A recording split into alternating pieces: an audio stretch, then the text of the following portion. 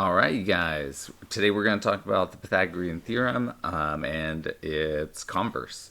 So this is two different ways. So kind of just as a summary at the beginning, I'll just show you the big picture. The original Pythagorean Theorem is if we have a right triangle with the three side lengths, then, and so this comes from the fact that there already is a right angle, then we know that a squared plus b squared equals c squared. The converse of it is going to be the reverse, and so we're going to combine these into a biconditional, which will just give you an arrowhead going this way, so we can go forwards or backwards. But to write it separately, it's if you have any old triangle, and in that triangle you find out that a squared plus b squared equals c squared. And now, obviously, for this equation to be true, this c squared has to be the longest side, so it's easy to know which number you should put in each place. Like if you come across an 8 and 15 and 17, you know you put the 17 over there because two smaller numbers would add up to the bigger kind of thing. But if you come across a triangle where Pythagorean theorem is true, then that means that you have a right triangle. Okay, so that's the converse, is the opposite. It's just saying if the equation is true, then you know you have a right triangle. So the goal today is we're just going to prove both. Okay, we're going to prove that if we start with a right triangle, then the formula is correct. And if we ever come across a triangle where the formula works, then we have a right triangle. All right. A kind of corollary to this, which is really interesting, we'll save it for another day, is just the idea that not only does the equation a squared plus b squared equals c squared tell you that a triangle is a right triangle, even if the formula doesn't work, it still tells you information. I mean, first of all, it tells you it's not a right triangle, because this is a biconditional. It's a if and only if. Okay, so if the formula doesn't work, it's not a right triangle. But even more so, let's look at it really quick. So if you have two separate triangles they started out, like imagine they started as a right triangle, and then you shrink c a little bit. So you go, it started out that a squared plus c squared is equal to c squared, and then what you did is you made c a little bit smaller. And so now instead of equals, what we have is we have a squared plus b squared, which stayed the same. These two didn't change, right? It's just like you had this side and this side on a hinge. And so the hinge got a little bit closer. The hinge got a little bit smaller. So what happened is those two sides stayed the same. C got smaller. So now we have a squared plus b squared is bigger than c squared. And because this hinge kind of closed a little bit, we know that instead of that 90-degree angle, we now have an angle smaller than 90 degrees. So this is an acute triangle. And similarly, if we kind of start with a right triangle and we spread C out while keeping A and B the same length. So again, it's just like opening that hinge a little bit. So that 90 degrees, now 91 degrees, 92 degrees. What happens is C squared gets bigger, but A squared and B squared stay the same. So now instead of being equal, we now have C squared is larger than A squared plus B squared. And again, because this angle here got bigger, it started as 90 and got bigger, we know this is an obtuse triangle. So it's kind of like a corollary that we could prove another day, but that was kind of walked you through an easy way to conceptualize the proof. So not only does a squared plus b squared equals c squared tell you whether a triangle is a right triangle or not, it could actually tell you whether it's obtuse or acute, and then when we get into some trigonometry, we could actually find angle measures and everything we want. Okay. Whew. And it's just to point out, this theorem kind of underpins a lot in physics and astronomy. I mean, this is the way we measure distances, not just between 2 points on a coordinate plane. So like if we have a coordinate plane and we have two different points, I mean, all we do to find the distance between them is draw a little right triangle with the x difference this way, and you subtract and get how much the y changed, and x and y axis are a right angle, and then you just use the Pythagorean theorem. So that's what we do for distance in 2D, so video games on your phone, apps, placement, all that. but also in 3 dimensions, 4 dimensions, in computer algorithms. It underlies a lot of trigonometry, a lot of circles, and curves. So it's really underlying one of the most I can't say enough about it. It'll pop up more and more as you progress in mathematics and science, and the more you notice it, the more you'll start to appreciate it. Okay, so here we go. Proof of the Pythagorean theorem. So we're given a right triangle, and we want to prove that the Pythagorean theorem is satisfied. So a squared plus b squared is equal to c squared. Notice I put the a across from the angle a. This is kind of the common placement for the side lengths. That way we don't have to refer to sides as AC. Instead, we just have a one-letter name. Okay, so what we're going to do is we're going to draw this right triangle like this, with the right angle up top. You might already see where we're going because we've done this in the past. If we drop this altitude down from the right angle, what we end up getting is 3 similar triangles. And this is something we've done in the past, so I won't go big into it, but the simple idea is whatever this angle is, okay, let's say it's 10 degrees, okay, this angle over here is its complement, okay, in this case it would be 80 degrees, but the numbers don't matter, it's just these 2 angles are complementary. Okay, but also because we drew this right angle here at the altitude, this triangle on the left is a right triangle, and so this is also the complement of that 10-degree angle. So in this case, it would have been 80 degrees, but the big thing is that these 2 angles are the same, okay? All right, so, and then similarly on the right, we get the complement of 80 degrees is 10 degrees. But again, the idea is just that these 2 angles are the same. It doesn't matter their numerical value. So I'm actually going to take an eraser and get rid of, whoa, that's a gigantic eraser. Okay, let's be more careful with it. Okay, I just cleaned up the triangle really quick. So I labeled the sides A, B, and C. I'm also going to go ahead and add a little extra variable here. Let's do it in green. So I'm going to add this is X, and this is Y, and just so it's not unlabeled, I'm going to label this as the height of the triangle. Okay, so the big idea here is we have 3 similar triangles, okay? I'm going to draw them all oriented the same way for ease. Okay, so I'm going to use this triangle on the left's orientation, and I'm going to say that's similar to, and I'm going to draw the others. So this will be the small right triangle here, and then it's also similar to the giant triangle, right? Okay.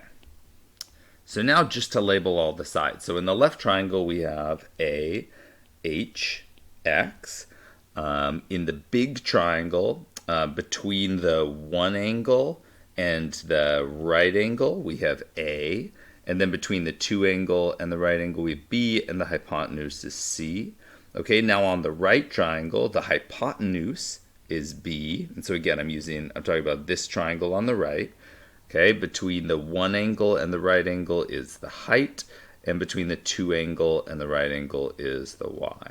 Okay, so this is all similar, and they line up, so corresponding parts are all proportional, okay?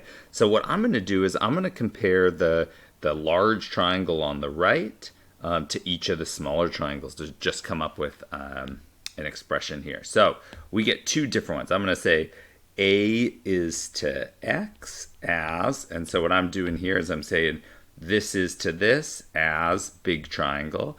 And then in the other triangle, I'm going to do the same thing, but I'm going to say B is to Y as C is to B. Okay, so those are my 2 equations there. A is to X as C is to A, and then totally separately, B is to Y as C is to B.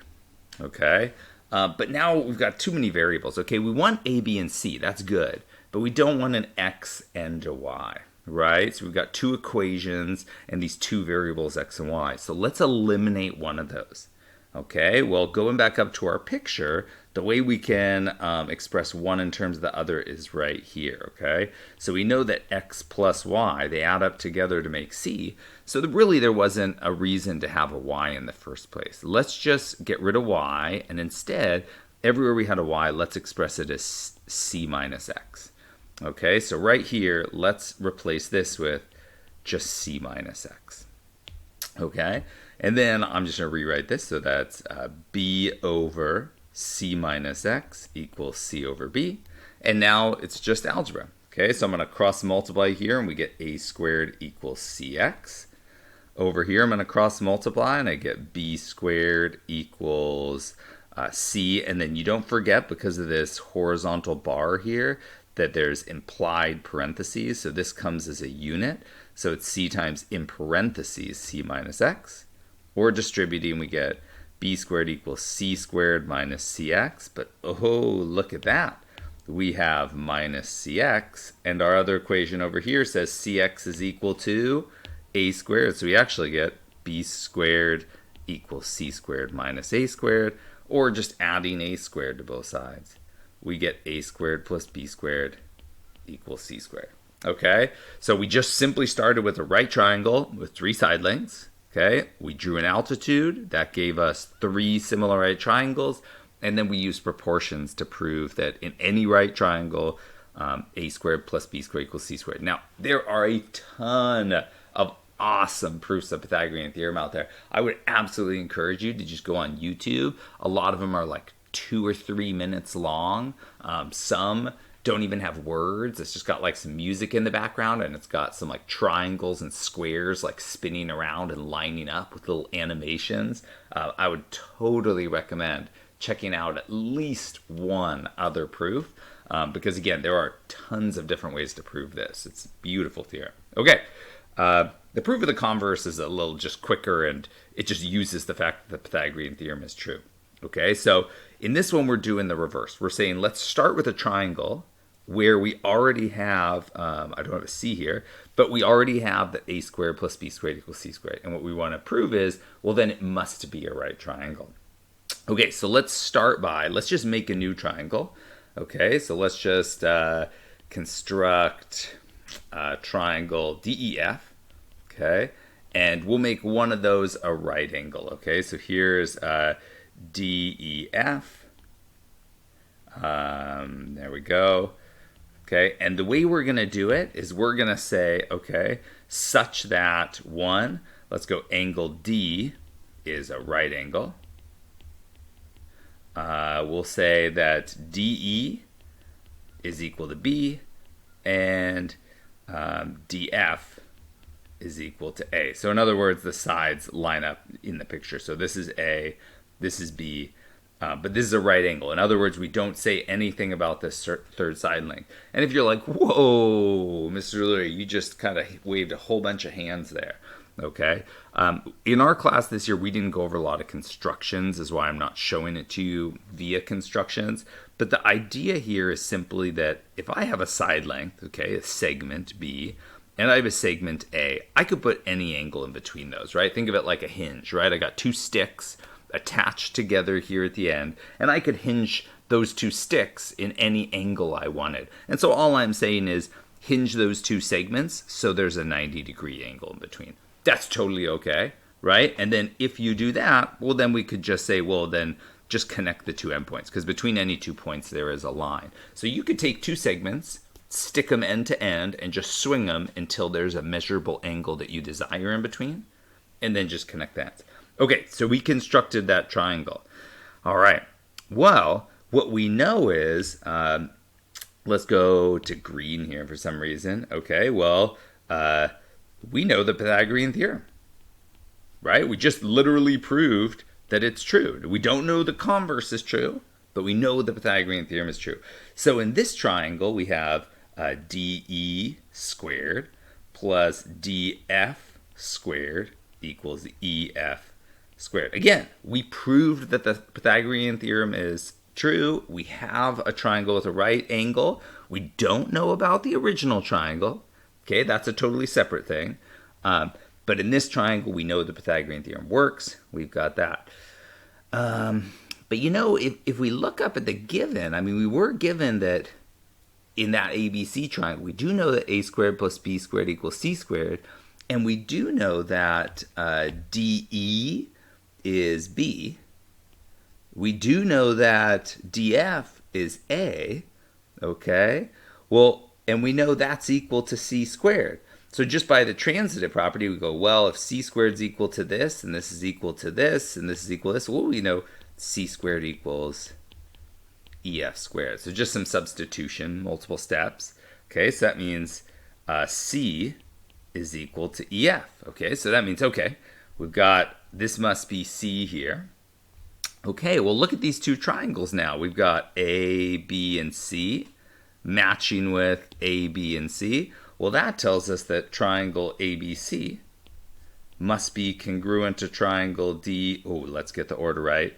So ABC, so EFD. EFD by SSS. And then the next step we go, okay, well, if those triangles are congruent, well, then we know all their parts match. And so that would tell us that this angle must be the same as this angle. So angle D is congruent to angle C by CPCTC. So if angle D is a right angle, that means angle C is a right angle. And then that means that triangle ABC is a right triangle. And that's what we were trying to prove in the first place. So we just proved that by creating another triangle that had a right angle and we didn't know the hypotenuse, we could calculate the hypotenuse, use some algebra, and then say, well, these two triangles must be the same. So angle C must be a right angle. Okay, so now we've proved the Pythagorean theorem absolutely works forward. We proved the converse. So what we've got is this biconditional that we were hoping for up here. Okay, so if we start with the right angle, that means that a squared plus b squared equals c squared. If we start with a triangle and say, well, does a squared plus b squared c squared work? And yes, oh, then this must be a right angle. Now, an implication of this, right, an if and only if means every single right triangle has a squared plus b squared equals c squared. That also means that if this is not true, right, so the contrapositive of this, would be that, the inverse of this would be that if the Pythagorean theorem doesn't work, then we do not have a squared plus, we do not have a right angle. And if we don't have a right angle, then this formula does not work, okay? So biconditionals are awesome like that. Let's just do some homework problems now. Okay, so here's some of the first homework problems. These just say find the missing side. So we go, okay, well, again, across from the right angle is the longest side, the hypotenuse, so we know where to place that. We go, okay, well, we know our formula works because we saw a right angle. So here's our formula. We place the 13 over here. It doesn't matter where you place the two smaller numbers. Since we have an A, then I'll leave the A and say we have 5 squared as the B squared. All right, and then we just go A squared equals, plus 25 equals 169. Subtracting 25, we get A squared is 144. Square rooting, we would normally say A equals plus or minus 12, but since it's a real world side length of a triangle, we don't need the negative. We say it's only a positive 12. I don't know why I did that. There we go. All right, so let's look at another one where it may not work out nicely. Now, if you messed up the order here and said 6 squared plus 8 squared equals question mark squared, implying that we were looking for the hypotenuse, but we're not. We're looking for a leg of the triangle.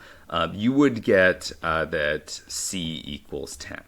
Okay, we're not going to do that because we're not looking for the hypotenuse. We're looking for one of the legs. So make sure you get which side is which correctly. Okay, so here's our C. This is either A or B, so I'm going to call it A. So we go, okay, so that's 6 squared plus B squared equals 8 squared. Okay, so that's 36 plus B squared equals 64. Then subtracting, we get B squared equals 28. Whoops. We get 28, just double checking, that's 50, that's, yep. And then we go, okay, so B equals, again, we don't need the plus or the minus here because it's a real world side length, square root of 28. Okay, and now as we're getting into Pythagorean Theorem, special right triangles, trigonometry, we're going to be simplifying our square roots. So for those of you who remember Algebra 1, what we're really doing, I mean, it's similar to what we do with a fraction like 11/4. We just say, well, we could rewrite this as the nice part, the part that comes out like as a whole complete, and then we say, and then plus the leftovers, right? So this was, oh, look at this. We had 8/4 comes out nicely, and the leftovers was 3/4. So we say this is 2 3/4. We're going to do the same thing with multiplication here and exponents. Okay, so we're going to say the part that comes out nicely, if we were to break this up, okay, so what product do we have here? And an easy way to do this is if you just factor this. You go, okay, so this is 2 times 14, which is 2 times 7. So 28 is really a 2 times a 2 times a 7, or 2 squared times 7. Well, the part that comes out nicely is the 2 squared, or the 4. Okay, the part that doesn't come out nicely is the 1/7 that doesn't have a partner. But if you multiply those together, you get square root 28. So we didn't change the numerical value at all. And then finally we go, okay, well, this is square root of 4 is 2. And then root 7. So the answer B is square root 28 is absolutely correct. It's just not simplified, so it wouldn't get full credit. Whereas 2 root 7 is the same number, but in simplified form. Okay, so let's do a couple more. So now you actually need to use a little more information than just, you were given, right? So here we have both pairs of opposite sides are congruent. That tells us it's a parallelogram. That's one of the pieces of information that's sufficient to know it's a parallelogram. It's based on these two triangles being congruent, and then the alternate interior angles being congruent, and then we get the opposite sides are parallel. Okay, so we know this is a parallelogram, and if this is 90 degrees with parallel sides, that means we have 180 degree turn, so this is 90. Again, this is 180 degree turn, this is 90. Or we could have said opposite angles are congruent, and so this being 90 means this is 90 because it was a parallelogram. Okay, so I'm going to go ahead and erase all that. The big idea there was using our properties from quadrilaterals. I did not know that the eraser erases images. That's new. Okay, give me a second. Okay, there we go. All right, so our big idea was knowing our properties from quadrilaterals. So we get this is a right angle. And so now we get, here's our A, our B, and our C. So we get 6 squared plus 8 squared equals D squared. This is 36 plus 64. Whoa. 36 plus 64 equals D squared. 100 equals D squared. So D equals, again, it's not plus or minus, so just D equals 10. Okay, now up here, what are we going to do? We only have one of the sides, but it tells us that this side is congruent to the other, so let's put an S here. So we get S squared plus S squared equals 5 squared.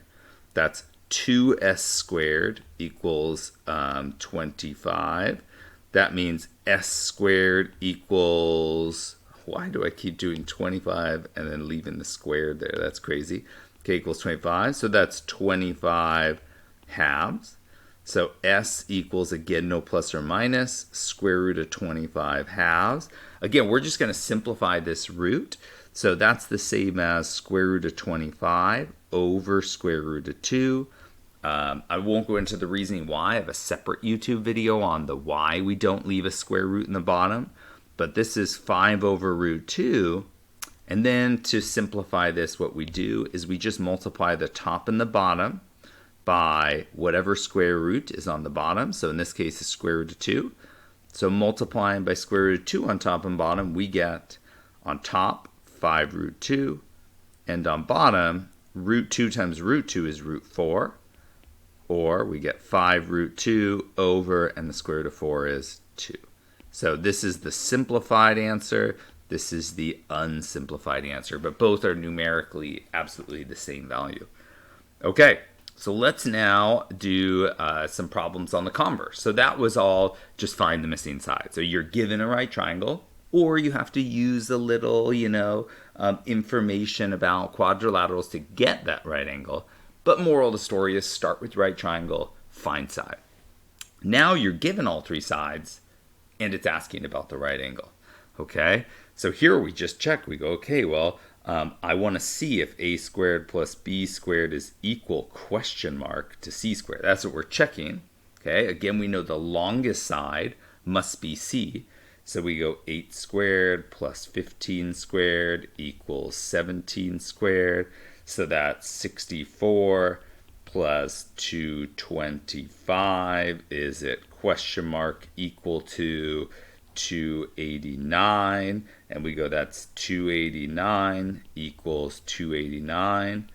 Check. So yes, it is a right triangle, right? That's what it was looking for. So you show the work to get there, right? This one over here, now it's got these big numbers, and I'm like, it's like multiplying 120 by 120, 130 by 130, that's a lot. But what we know is this triangle by SSS is similar to, and I could just divide everything by 10. So it's similar to this triangle here, 5, 12, 13, right? So that's similar by SSS.